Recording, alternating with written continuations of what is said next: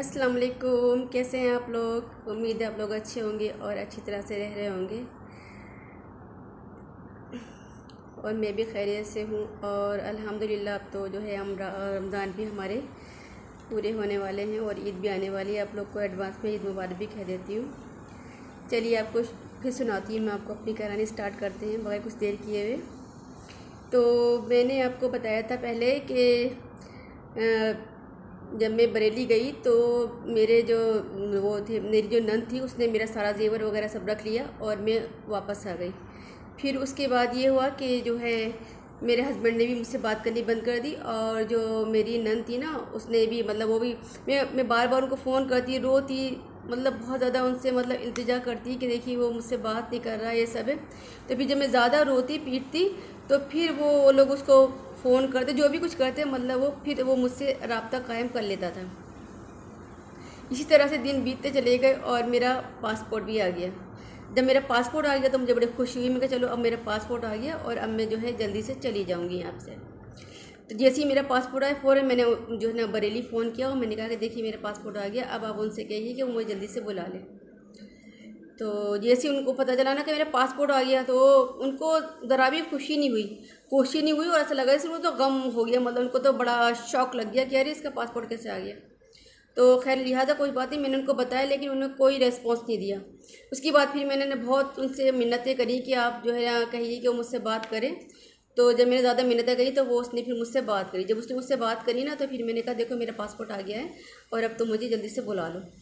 तो उसने कोई तवज्जो नहीं दी और मतलब जो है ना उस चीज़ को, तो मेरा पासपोर्ट आ गया है बुलाने के बाद को तो इग्नोर कर गया और दूसरी दूसरी बातें करे और क्या कहते हैं ये पासपोर्ट की या बुलाने की कोई बात ही नहीं करे। और यही उसके घर वालों का आलम, दोनों का यही आलम था कि क्या कहते हैं कि बुलाने का तो कोई मतलब ही नहीं है और क्या कहते हैं सिर्फ जो है और दूसरी दूसरी बातें करते और बार मुझसे ये कहता वो नहीं मुझे मुझे कोई अभी जल्दी नहीं तुम्हें बुलाने की। अरे जब आदमी की नई नई शादी होती है वो तो ज़्यादा फ़ौरन ही उसकी बीवी आ जाए, वो कहता था नहीं मुझे कोई ऐसी जल्दी नहीं है आपको बुलाने की, आप आराम से रहो वहाँ पे, मैं अपने घर में आराम से रहूँ। आप उन लोगों की बातें सुनेंगे ना तो आप लोग को भी वो ताज्जुब होगा कि लोग कैसी कैसी बातें करते हैं। मतलब मैं अपने घर में आराम से रहूँ, शादी के बाद अगर कोई लड़की घर पे रहती है तो कितना सोचिए उसके लिए कितना हार्टफुल, कितना मतलब बुरा समझा जाता है कि शादी के बाद ये लड़की क्यों रह रही है, या तो कोई वजह हो, कोई वजह नहीं, कुछ नहीं, आपके पास रिलेशनशिप भी है। जब हमने फिर जब बार बार कहने के बावजूद भी ये लोग बुलाने के लिए कोई भी मतलब जो है बात नहीं कर रहे, कोई भी मतलब हमें जवाब नहीं दे रहे, तो फिर मैंने उनसे पूछा कि ये बताइए इनके पास तो ग्रीन कार्ड भी था, अमेरिकन सिटीजन भी है, तो फिर ये मुझे बुलाने में देरी क्यों कर रहे हैं? अब इस बात का भी उनके पास कोई जवाब नहीं। अब इस बात का भी उन लोगों के पास कोई जवाब नहीं कि उसके पास जो है अमेरिकन सिटीजनशिप भी है, उसके पास ग्रीन कार्ड भी है, उसके बावजूद भी वो नहीं बुला पा रहा। इसका भी वो लोग कोई जवाब नहीं वो देते। जब बार बार उसे कहा जाता तो बोलते हमें कुछ नहीं पता, ये तो वही बताएगा कैसे उसको बुलाना है। ज़रा आप बातें सुनिए उनकी। शादी कर ली, सब कुछ कर दी, किसी लड़की की ज़िंदगी को दाव पे लगा दिया और उसके बाद आप इस तरह की बातें कर रहे हैं। मतलब सोचिए उन लोग के दिल में इंसानियत वाली तो कोई चीज़ थी ही नहीं, रहम या मतलब एक इंसानियत वाली बात हो, जैसे मेरे फादर नहीं थे कि बेबाप की लड़की, कुछ नहीं, बिल्कुल न्यूज एकदम से। तो ये सब अब पता है मैं अपने जो है जेवर वेवर तो सब मैं भूल गई। अब मुझे जो है ना ये डर लगने लगा कि ये मुझे पता नहीं बुलाएगा भी नहीं बुलाएगा, ये लोग तो इस तरह से बातें कर रहे हैं। अब मेरे दिल में इस बात का डर बैठ गया और मैं इतना परेशान मैं आपको क्या बता सकूँ। बस मैं दिन रात में नमाज पे जाना बैठी रहती थी, नमाज़ें पढ़ती रहती, दिन रात अल्लाह पाक दुआ मांगती रहती थी, ये अल्लाह पाक अब क्या होगा। ये तो अमेरिका में जाके बैठ गया और ये लोग इस तरह की बातें करें, क्योंकि जिनके ऊपर हमने भरोसा था, जिनके ऊपर भरोसा करके हमने शादी करी थी कि चलो इसकी बहन भाई हैं, ये अच्छे लोग हैं, वही इस तरह से कर रहे हैं, वो तो चला ही गया। लेकिन जो यहाँ पे जो लोग थे वो भी इस तरह की बातें कर रहे थे, तो इतना दिमाग ख़राब, मेरी माँ इतनी परेशान, कुछ कहने का नहीं। क्योंकि नई नई जब शादी होती, सब लड़कियों की जब शादी वादी होती सब अपना जेवर कपड़े सब पहनते। अब मेरे पास तो कुछ था नहीं, मैं ऐसी जाती थी, मेरी माँ इधर रोती कहती कि तेरी कैसी शादी हुई है, तू तो ना कुछ पहनने की ना किसकी, सारा सब कुछ लेकर के बैठ गए। खैर इसी तरह से जो ना साल बीता, उनके घर में फिर एक बच्चा था, उसकी बर्थडे थी। तो फिर मैंने कहा ठीक है इसकी बर्थडे है, मैं उन्होंने तो बुलाना चुलाना बिल्कुल बंद ही कर दिया। उन्होंने तो फिर जो जेवर लेने के बाद फिर तो उन्होंने बुलाने का नाम ही नहीं लिया कि हाँ तुम आ जाओ अब बरेली। तो फिर मैंने ही कहा, मैंने कहा कि इसका बच्चे की बर्थडे है, ऐसा है कि मैं आपके आना चाहती हूँ और आप वो जाके ले जाइए। तो उसके लिए भी उन्होंने साफ मना कर दिया, बोले कि नहीं हम तो नहीं आ सकते, हमारी ये परेशानी है, हमें ये है। तो मैंने कहा ठीक है आप अपने बेटे को बहू को भेजो। बोले नहीं वो भी नहीं आ सकते, मतलब सबको आने, क्योंकि उनकी प्री प्लानिंग थी ना, क्योंकि अब तो उन्होंने जो उनको काम करना था वो कर दिया था।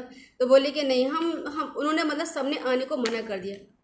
फिर मैंने अपने भाई से कहा ठीक है वो लोग तो आने को मना कर रहे हैं, आप मुझे ले चलो, आप मुझे वहाँ पर जाकर छोड़ दो। खैर कोई बात नहीं, मेरे भाई मुझे जो है लेकर गए, वहाँ पर छोड़ कर के आए। फिर वहाँ का जो मंज़र है वो आप ज़रा सुनिए। वहाँ का जो मंज़र था वो मेरे लिए ना वो ऐसा था जैसे कि मेरे लिए कि जैसे क़यामत आ गई हो मेरे सामने, वो वहाँ का मंज़र था। आप ज़रा सुनिए वहाँ का।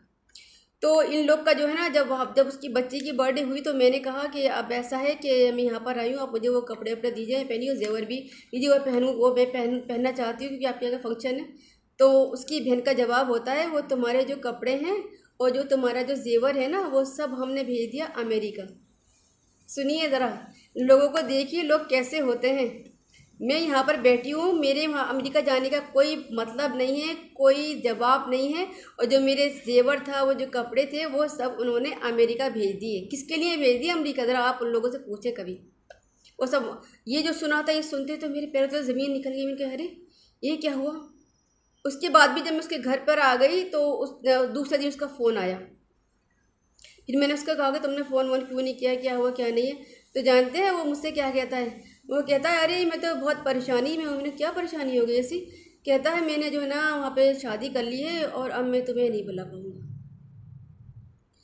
बस ये जो सुनना था ना तो मेरा तो लगा कि मुझे ने तो क़यामत देख ली मेरे ऊपर। ऐसा लगा कि बस जैसे पता नहीं कितने जो है ना कैसी चोट लगी मेरे सर पे कि इतना मेरा बुरा हाल हो गया। मैं तो बस उसी वक्त में इतनी बुरी तरह से रोई और उनके रोई एकदम पागलों की तरह से मैं रोने लगी। मेरा मेरा क्या होगा? मैंने कहा इसने वहाँ पे शादी कर ली और मैं यहाँ पर हूँ, उन्होंने सब कुछ छीन भी लिया, मेरा क्या होगा? और लेकिन वो ऐसे लोग थे, मैं आपको क्या बताऊँ, बेरहम लोग थे। किसी ने मुझे चुप नहीं कराया, किसी ने मुझे तसल्ली नहीं दी, कुछ नहीं दिया। मैं रोती रही, चिल्लाती रही बुरी तरह से। फिर मैंने अपने घर वालों को बताया कि ऐसे ऐसे मसला है।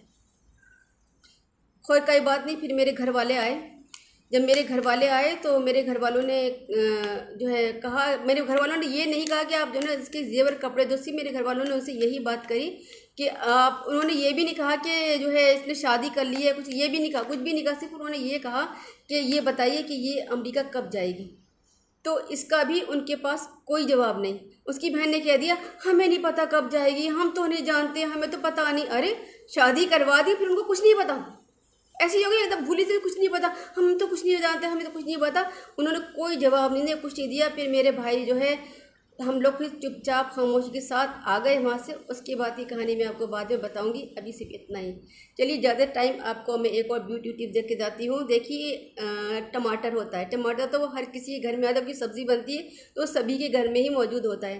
तो आप आधे टमाटर को जो है कट करने के बाद आधा टमाटर आप अपनी स्किन पे लगाइए।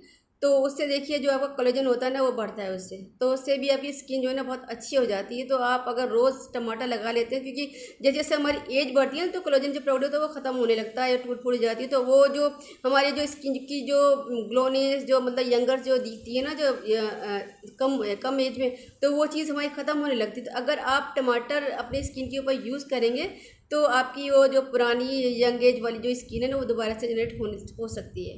तो आज के लिए इतना ही। अल्लाह हाफिज़।